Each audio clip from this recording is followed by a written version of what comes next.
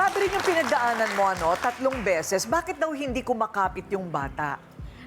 Bali po, ang nangyari po, Ate Coring, na-diagnose po ako na meron akong APAS and other reproductive immune disorders. What is that? Ano yun? Sila po yung mga kondisyon na nagiging dahilan, parang nilalabanan ng katawan ko yung pag-form ng baby. Oh. So, meron pong 5 categories. 3 po yung meron ako. Wow. So, dahil po doon, nakaranas po ako ng 3 miscarriages. Tatlong beses ka 3 nakunan. beses po. Sabi nga nung kaibigan ko na nakunan, parang nag-ano rin siya, nagluksa. Kasi para ka talagang namamatayan din. Ganon ba talaga ang nakukunan? Opo, ganun po, Ate Coring. Ang medyo tricky part po doon is that wala ka pong parang katawan na maililibing, parang wala kang ibuburol. So, parang the grief is all on your own. Parang hindi mo siya ma-share, parang hindi mo ma-validate kung dapat ba nagluluksa ako, nawalan ba ako talaga o hindi. Yung mga ganong tanong. So, anong kabuanan mo madalas nangyari yon? First trimester po. So, yung first and third miscarriages ko po, parang 7th week po, nawala ng heartbeat. Sinabi po sa amin. And then yung second po, hindi po siya talaga nag-develop at all. So, blighted ovum po. Talaga? Po. Mabuti sumubok pa rin kayo ng sumubok. Yes po, kasi parang isa po siguro sa miracle na maituturing ko is to have that strength and to have that hope na kahit po nawalan, tuloy pa din. So, yung third miscarriage ko po happened July 2022.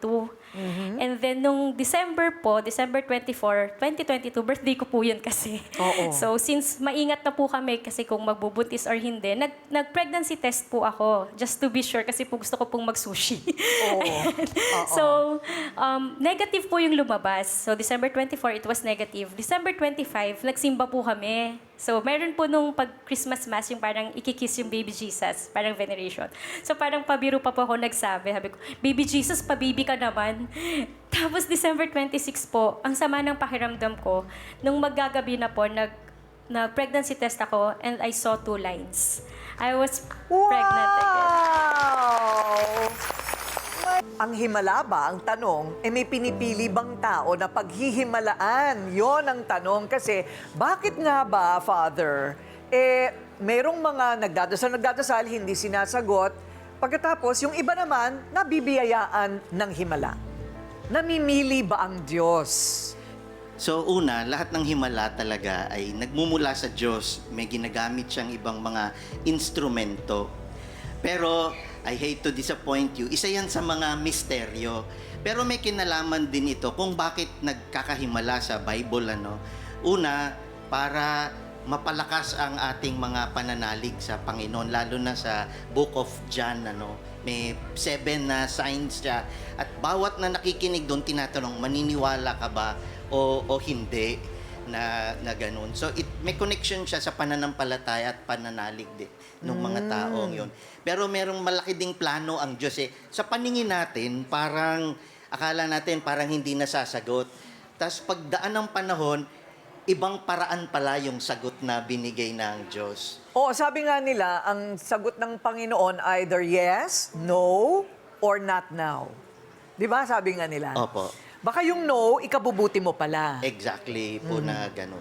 Ay, siya pala si Father Sylvester, di kita napakilala. Ay. Anong dayoseso po kayo? Sa pari po ako sa Don Bosco, nagtatrabaho kami sa youth center sa Tondo, pero diocese ng Maynila. Yay! Ayun, Manilenyo pala. O may tuloy mo yung kwento mo. So, timing kasi, Father, no? Talagang, oy, magpa-baby ka naman, baby Jesus. Tapos kinaumagahan, buntis na siya. Ano ba yon? Hindi ba, no? Okay, so this is the 4th try. Yes po, Hindi ka ba 4th. ninervyos pagdating ng trimester, pagkatapos ng unang trimester, mawala ulit? Actually po, ma'am, nung nakita ko pa lang yung 2 lines, kinabahan na ako. Parang na siyang mixed emotions. So, parang di ko alam kung ma-excite ako, matatakot ako, unless marinig ko po ulit yung heartbeat, ganyan. So, nung nagpa-check up pa po kami, ang nangyari pa po, hindi pa po namin agad nakita si baby. Parang super early pa po on the pregnancy. And then, eventually, nung first trimester, nalaman namin na meron naman siyang fetal growth restriction. So, hindi po siya lumalaki according to his age. So, maliit po siya and meron po siyang tendency na ma-premature. Gabi-gabi po, every night I would inject para po to protect our baby. Tapos, nung nalaman po namin na may fetal growth restriction siya, dumami pa po lalo yung treatment. Ang daming tusok, ang daming mga gamot, dadagdagan, pero hindi po nag-increase yung weight niya talaga. As in, parang ginawa na po namin lahat. So, to be technical, from third percentile po yung weight niya. Ang normal po is 10th to 90th. O, paano yun? So, hindi po namin alam yung gagawin namin. And then, may sinuggest po yung parang immunologist namin. Sabi niya, we only have one resort na pwedeng gawin, yung IVIG na treatment. Parang, ano po siya, ididextrose, IV, ipapadaan. But it would cost us 120,000 plus ang isang session. Wow. And then, baka po dahil nga po sa condition ni baby, we would need daw po baka 2 sessions. Eh, at that time po, ang dami na namin gastos monthly because of all the injections and medicines and all. So sabi namin ng asawa ko, saan tayo kukuha, saan tayo kukuha ng 120,000 na kailangan namin po agad-agad. As in, this week, kailangan namin maglabas Okay. 120,000. And so, ang ginawa po namin, parang nag-campaign kami for a shirt. And then, another miracle po, Miss Corina, somebody messaged me on Instagram and she said, May, I would shoulder your first IVIG session. What? Yes po. 130,000 pesos? Yes po. She gave the money. She financed that session. And then, after that session, nagkaroon po ulit kami, nagpa-ultrasound po kami ulit. And then, as I shared, third percentile po yung baby namin. We found out na from third percentile, his weight jumped to 29th percentile. Wow!